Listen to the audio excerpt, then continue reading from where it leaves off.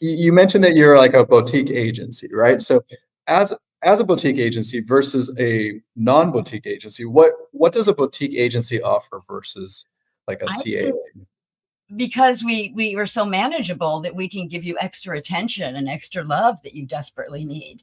We're more hands-on. We walk you through the process a little more. We help you edit pictures, get you with the right photographer, get you in the right classes. We can actually answer the phone and talk to you when you need us. I'm really big on communication, uh, professionalism, loyalty, communication are my three big things. You've got to have those elements.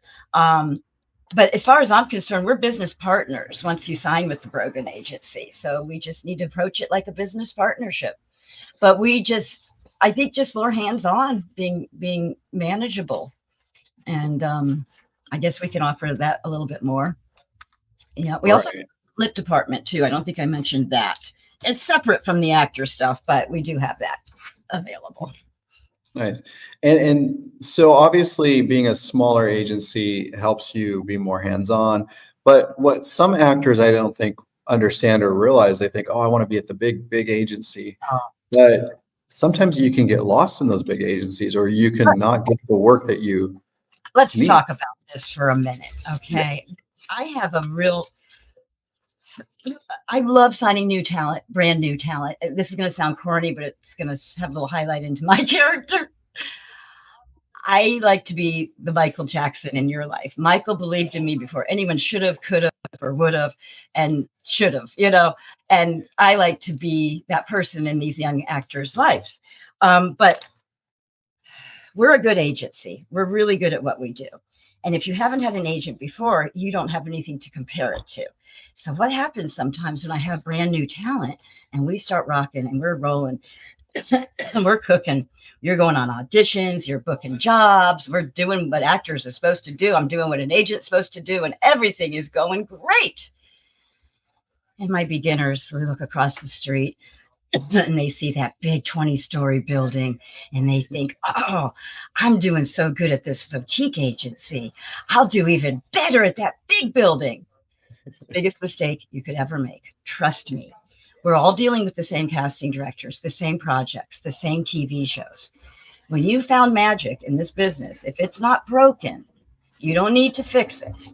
Leave it alone. Let it be. Don't let your ego take over and think that it's all because of you. I'm such a great actor. I'm doing good just because of me. Don't forget the team that's behind you that's doing this too. It's a team effort. We're all working together. And if you found that magic, you better hang on and hang on tight because it's heaven. It's magic in this business. I've had a few actors do this and go across the street to CAA after they start rolling. I get them on that series regular, and now they're cooking. And I swear every time it's ever happened in 6 months, they're knocking on my door with flowers and candy, begging me to take them back because CAA won't even return their phone call now. Okay. And now I'm disgusted. You cheated on me. You want me to love you just same as I really? And take that momentum back and that excitement. Oh, I probably won't take you back. Right. So my point is, when you found it magic and it's not broken, leave it alone. If you feel you need to add more, this is where you bring in the communication feature to your agent and talk to us. I do have a couple people at CAA. We're sharing them. We're sharing the talent that can be done. We can do that. We can co-agent with each other. Instead of that actor having a manager, they have me and CAA. Call me whatever you want. Just give me my 10%. I don't care if you want to call me a manager or an agent, but you don't want to cut off the mothership, the one that loved you, the one that nurtured you, the one that got you there, that brought you into port. It's not a good idea. You want to cut those lines to go out to sea by yourself? No.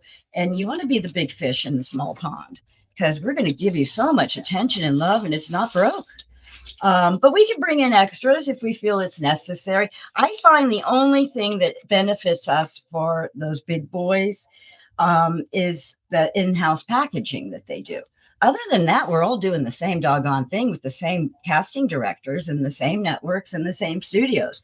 But they do Right. have those big in-house packaging. That means when they represent the producer, the director, the writer, they have all of them are in-house, and then they just in-house looking for the actors to fulfill these roles.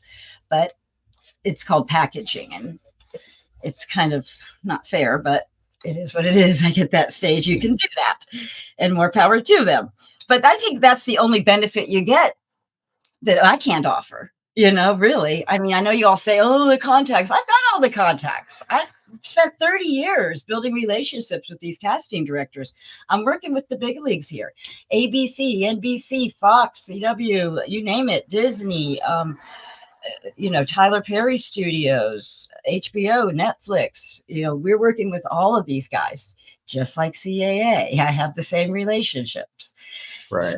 So, it's a personal thing, and it's something you should discuss with the agent. You don't want to kick someone to the curb that's worked so hard to get you where you need to go. That's just bad karma too.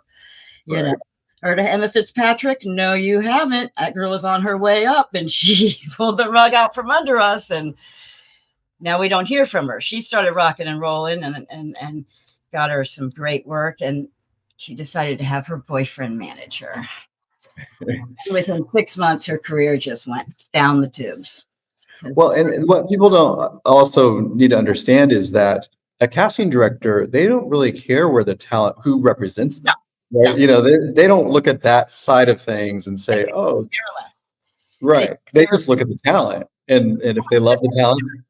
And they don't care if those 3 little SAG words are on the resume either. They're looking for good actors. They don't care if you're union or non-union. They want to fill the role, whatever that might be. Let me tell you, these cast directors much prefer dealing with me than CAA. They flat out tell me, I love calling you. You're nice. It's a pleasure to talk to you. You don't argue with me. Do agents really argue with you? Who the heck does such a thing? But I spent a lot of time early in my career starting this agency, building relationships with casting directors. I learned that real fast that, oh, they're my source. They're my bank. Let's make relationships with these guys first. And I did. And now they're all my friends. They're industry family. We go to lunch, brunch, cruises, vacations, happy hours together. We hang out. We love each other. And we are industry family. We're tight. But I always tell them, like, I know them. I have the relationship, but they don't know you. And this is why you need to do your auditions. You have to do every audition. You need to get in the room. There's only a handful of casting directors. They're the gatekeepers. So they need to get to know you as an actor. They need to get to know you. And they do that by you sending in your self tapes.